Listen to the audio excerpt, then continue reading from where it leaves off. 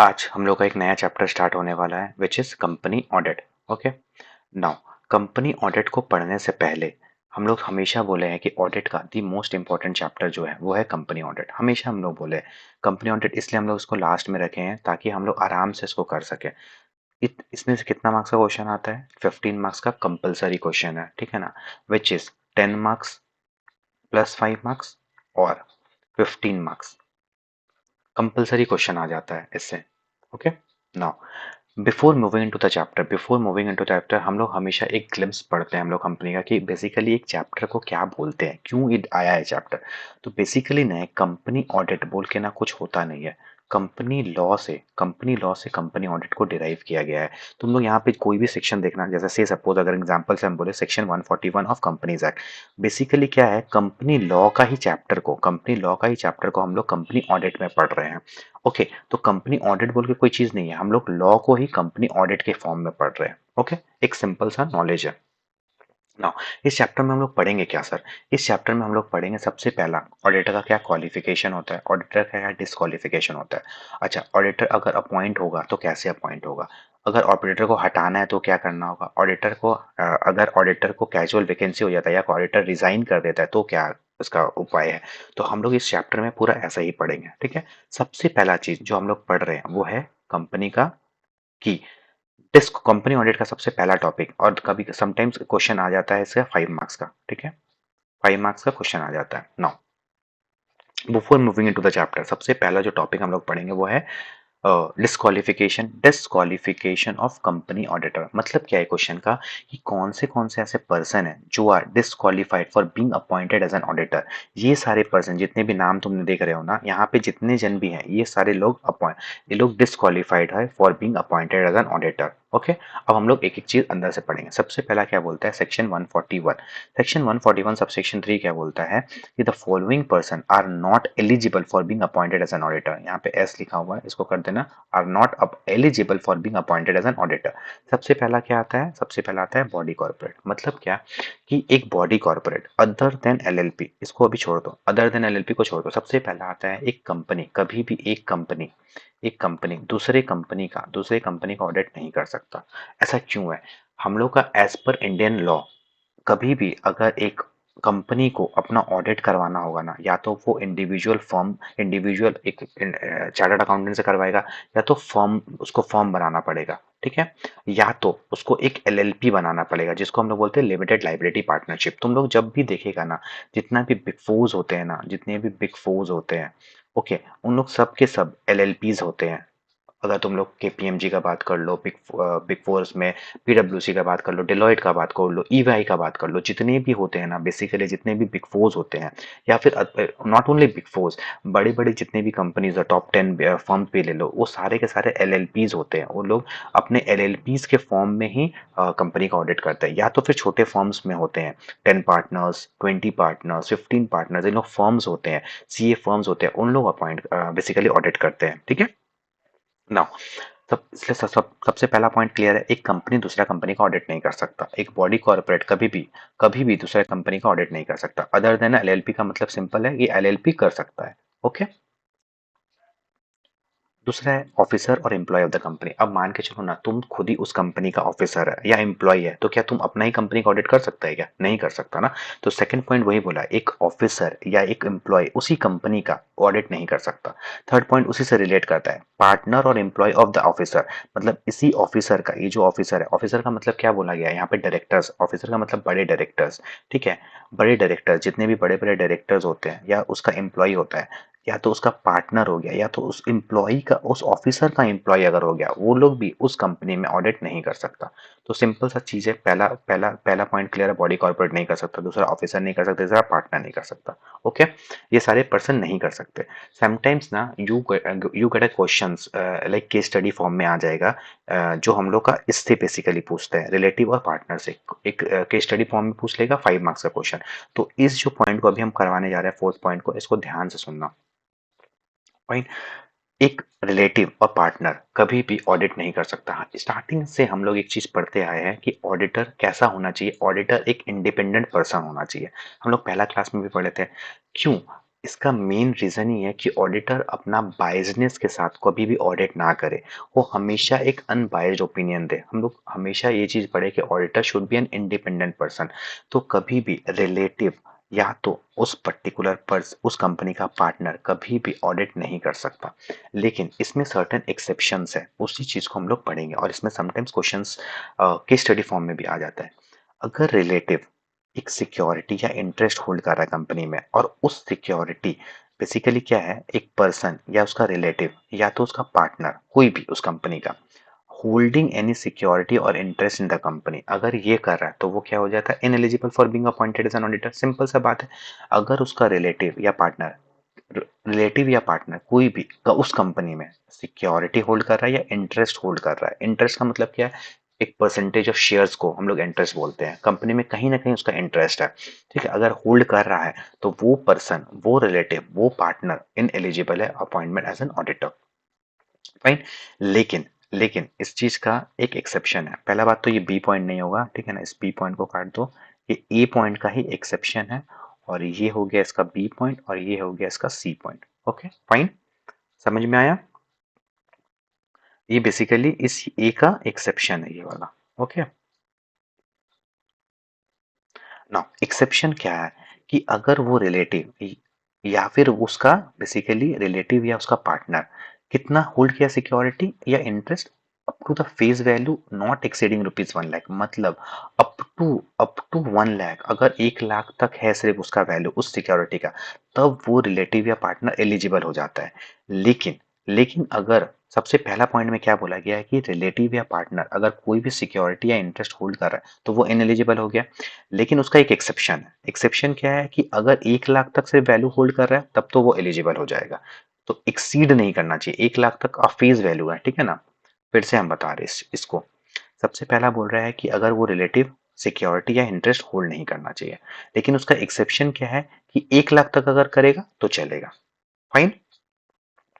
B point, B point में क्या बोल रहा है कि वो उस पर्टिकुलर पर्सन, मतलब जो ऑडिटर अपॉइंट होने वाला है, वो इंडेटेड है कंपनी में कितना का, 5 लाख का। से सपोज 5 लाख का लोन लिया हुआ है और 5 लाख से ही कंपनी से पाता है।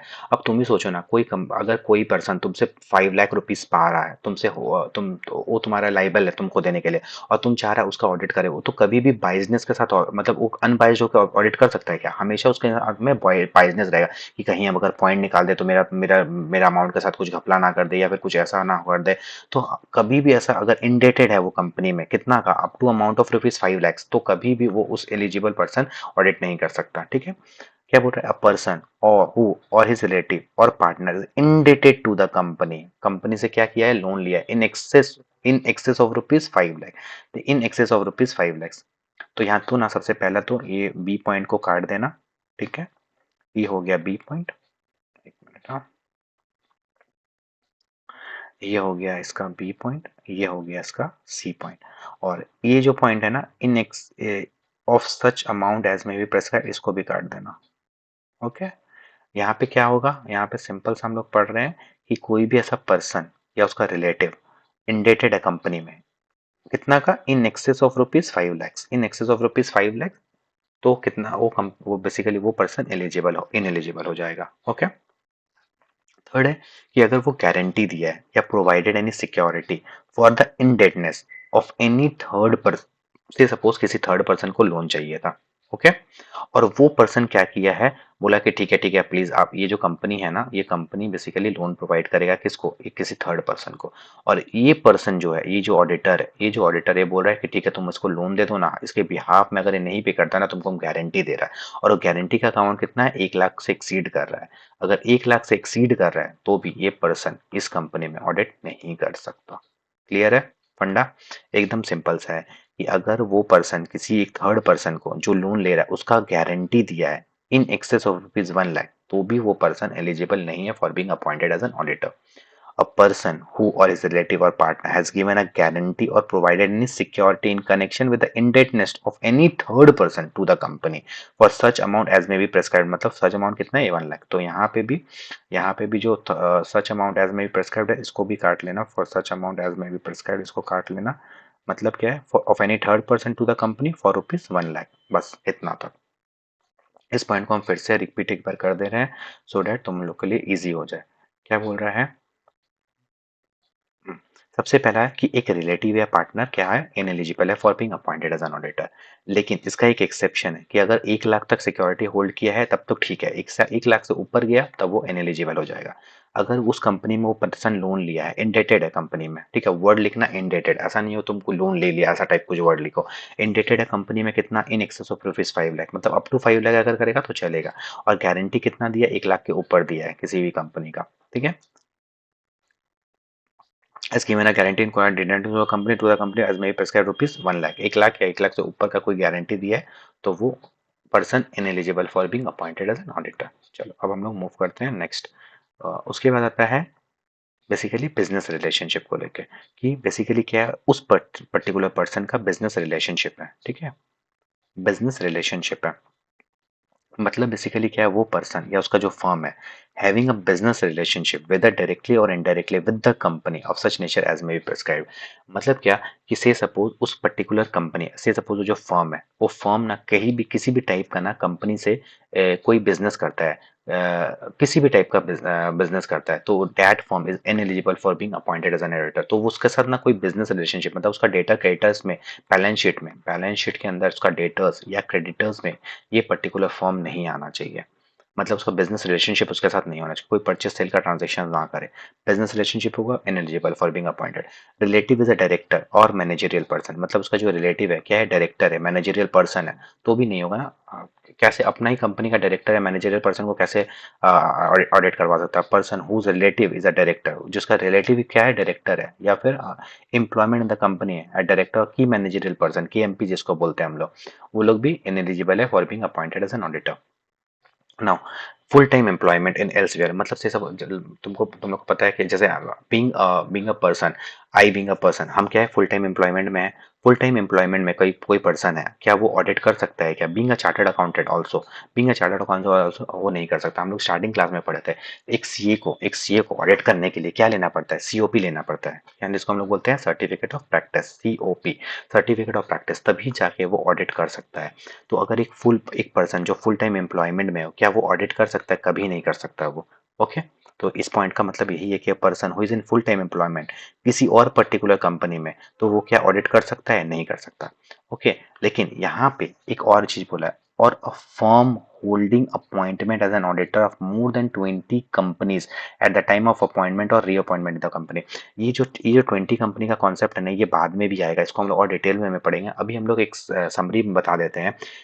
एक पर्टिकुलर फर्म या फिर individual partner of that firm 20 audit से ज्यादा, एक पर्टिकुलर 20 ऑडिट से ज्यादा वो नहीं कर सकता, मतलब मैक्सिमम 20 ऑडिट्स ही वो अपना अंदर ले सकता है एक पार्टनर। मतलब से सपोज एक फर्म है जिसको हम लोग बोलते हैं एबीसी एंड कंपनी, मान के चलो। इसमें टोटल कितना पार्टनर है? 3 पार्टनर है। ओके, ए, बी एंड सी। ए के अंडर 20 ऑडिट्स, बी के अंडर 20 ऑडिट्स, सी के अंडर 20 ऑडिट्स, सी के अंदर भी 20 ऑडिट्स। तो एक पर्टिकुलर पर्सन 20 ऑडिट से ज्यादा नहीं ले सकता। तो इसमें वही बोल रहा है कि a person or a firm holding appointment as an auditor of more than 20 company, अगर वो 20 कंपनी से ज्यादा ले लिया, ओके, तो that person is not eligible for being appointed as auditor. ठीक है, तो ये basically A B and C and company कभी भी ऑडिट नहीं कर सकता फिर उस पर्टिकुलर कंपनी का। फिर उसको क्या करना पड़ेगा? पार्टनर्स ऐड करना पड़ेगा, दूसरे पार्टनर से वो करवा सकता है, लेकिन ये पर्टिकुलर पर्सन जो है, ये पर्टिकुलर पर्सन कभी भी उसका ऑडिट नहीं कर सकेगा। ओके, क्योंकि इसका ऑलरेडी थ्रेशोल्ड जो है 20 ऑडिट्स का थ्रेशोल्ड वो क्रॉस कर चुका है। ये पॉइंट क्या बात करता है? कन्विक्टेड बाय कोर्ट और offence involve in fraud and period of 10 years. मतलब बेसिकली क्या किया था वो पर्टिकुलर पर्सन, किसी फ्रॉड में या ऑफेंस किया है, फ्रॉड किया है, और उसको कितना का जेल हो गया? 10 साल का जेल हो गया है। ठीक है, अगर जेल हो गया है तो वो पर्सन एलिजिबल नहीं होता है for being appointed as a person as an auditor. A person who has been convicted imprisoned, मतलब क्या हो गया? उसको जेल हो गया, कौन किया? Court, of an offence involving fraud and a period of 10 years has not elapsed, मतलब 10 साल अभी तक गुजरा नहीं है from the date of such verdict, जब वर्डिक्ट आया था तो। Okay, and the last point is कि पर्सन एंगेज्ड इन, पर्सन क्या है? एंगेज्ड इन प्रोवाइडिंग सेक्शन 144 144 में कुछ कुछ सर्विसेज है, लिस्ट ऑफ सर्विसेज है, जो अगर तुम लोग उसको प्रोवाइड कर रहे हैं तो वो भी पर्सन लोग एलिजिबल नहीं होता for being appointed as an auditor. 5 marks का क्वेश्चन आता है ये वाला, अगर आ गया तो कोई भी 5 पॉइंट लिख देना इनफ रहेगा। ओके, हम एक बार फिर से रिवीजन दे देते हैं। सबसे पहले एक बॉडी कॉर्पोरेट कभी भी ऑडिट नहीं कर सकता, ऑफिसर और एम्प्लॉय, पार्टनर उसका, रिलेटिव और पार्टनर का हम लोग आराम से पूरा अच्छे से डिटेल वे में देखे थे। बिजनेस रिलेशनशिप अगर होल्ड कर रहा है, अगर उसका कोई रिलेटिव, जो उसका रिलेटिव है वो डायरेक्टर या केएमपी है, फुल टाइम एम्प्लॉयमेंट में है बंदा, या तो कन्विक्ट हो गया कोर्ट से, अगर ये सारे हैं तो that person is not eligible for being appointed as an auditor. Fine. चलो एक बार रीड कर लो, थोड़ा सा टाइम दे रहे हैं रीड करने का, उसके बाद हम लोग नेक्स्ट टॉपिक में चलेंगे।